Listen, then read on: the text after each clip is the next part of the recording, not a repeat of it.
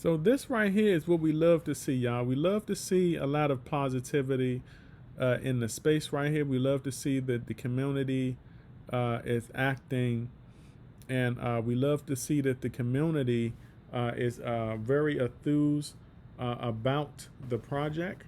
All right, and this is something that Russ talked about as far as the burn mechanism. Now, y'all know I love the burn mechanism aspect of the SATA Pro Catalyst, and it says Russ says spoke in a space last night. And by the way, y'all, I will be making some videos on a lot of stuff that we talked about in the space. So it says spoke in the space last night for a little bit and touched on the common misconception of how burn mechanisms work and what it's designed to do. Also regarding how exciting it will be to see what and how long-term burn tokenomics affect the price impact. Love the concept, exciting times. And then down here we can see CZ Binance also comment. He said, if you don't know what a burn is, you are borderline financial illiterate. Okay, and look, the thing is this right here.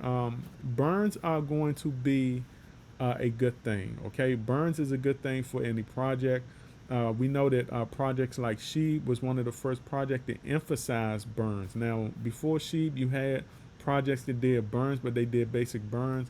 Sheeb is a project that is built around and put a lot of emphasis on multiple burn mechanisms, and that's what Saitama is trying to do now. It's trying to do also. That's what the Saitama developers are trying to focus on also, and I think that's a good thing to focus on, because like I said, we have a smaller supply now. Okay, we have a smaller supply. Even when you have a smaller supply, that does not only help the price, but when you start burning that small supply, that also helps the price. All right, we look at projects like Doge back then that had a big supply of tokens, and then after that, we seeing how burns helped them also as that supply dropped. I remember when Doge had a very big supply. They weren't nowhere near. I think right now they're kind of like in the lower billions or something like that. Okay, but the burn mechanisms help over time. It's only going to lower the supply even more and make it's only going to lower the supply even more, and it's going to make the project that more valuable. It's going to make those tokens that more scarce. All right, y'all have to understand. Like I said, the what's going on now is not the end all be all. Eventually, we're going to have these burns that pick up. We're going to have these big burn mechanisms that pick up. The price is actually going to go up in time. Just think of where the price is going to be. Okay, 2 to 3 years from now. Okay, and then we're going to look at back at this and actually say, dang, I see what they were talking about. I see how important burns is. All right, when we get those multiple burn mechanisms going, this project is going to be running like a V12 engine. All right, and look, y'all have to understand this right here also. I know that there are individuals, right, who are not happy with the amount of tokens they receive from V1, okay, after the V1 switch. All right, I know that they're not satisfied. Some individuals are not satisfied with the amount of tokens they've received after the transfer over. But what you have to understand this, and I want individuals to listen, what you have to understand this is that we are right on the ground floor of V2. All right, which means that in 2 to 3 years from now, imagine how much, imagine the price of this, what the price of this project is going to be. All right, and imagine the new investors, right, that are coming into a project down the road like Saitama, okay, and buying Saitama at that high price. They're going to look back, right, at the times like we are in right now and say, man, I wish that I was investing into Saitama back then. It would have been good to invest into Saitama at 2 zeros. I'm telling you, people are going to be saying that. It's going to be just like it is how I be telling y'all about my experiences with Cardano when I invested in Cardano near 2 zeros when Cardano launched.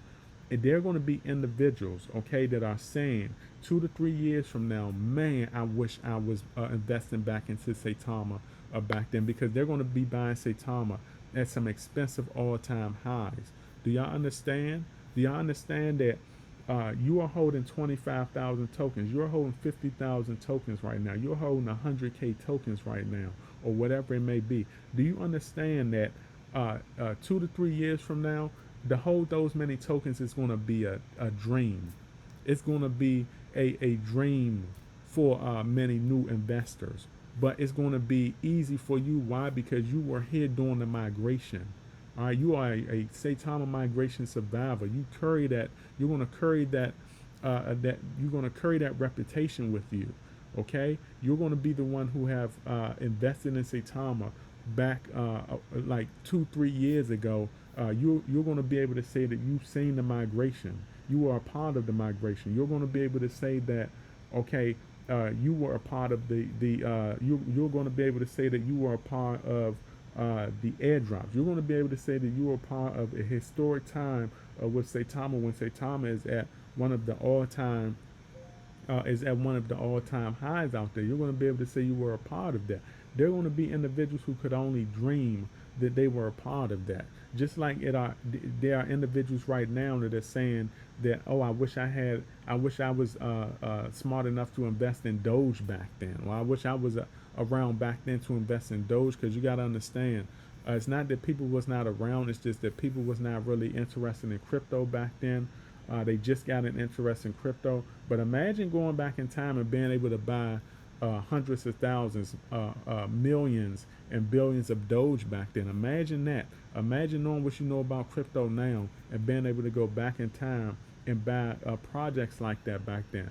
This is how Saitama is going to be. Okay, time is going to pass. This is why I always say that the now will be history tomorrow. The now will be history tomorrow.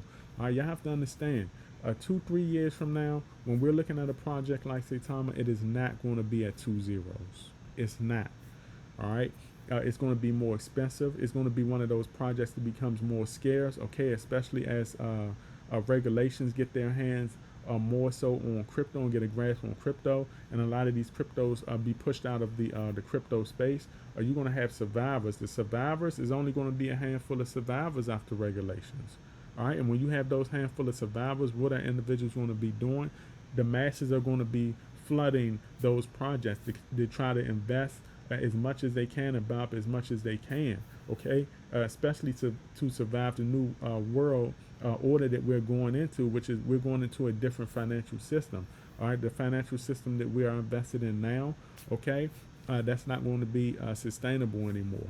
So, those handful of projects are going to become scarce, and Saitama is going to be up there with some of the greats, Bitcoins, Ethereums, Cardanos, Sheaves, or whatever like that. All right. So, burn mechanisms is very important. It is really going to boost the value of the project over time. All right, and like I said, you have to have patience. If you don't have 2 or 3 years in crypto to wait, or more, all right, then you probably should not be investing in crypto, and you probably should be finding a different investing class to invest in. They have stocks out there. They have gold you can get into. They also have real estate you can get into, but you have to self-educate yourself. Okay, and you have to educate yourself, or self-educate yourself, at least learn some basics of the different investing classes, okay, before you get into, all right, so you won't be stressed out. All right, you don't have to stay in crypto, all right, but if neither one of those work for you, all right, and crypto is what you desire and what you want to stay into, then just have the patience for it. You have to have the patience for it, all right, y'all? So this is my video, and remember, every now will be history tomorrow, and you either have patience in this crypto investing space or lose in the end. You don't want to be a loser. So this is my video, and I will catch all of you nice investors on the up and up. Howdy.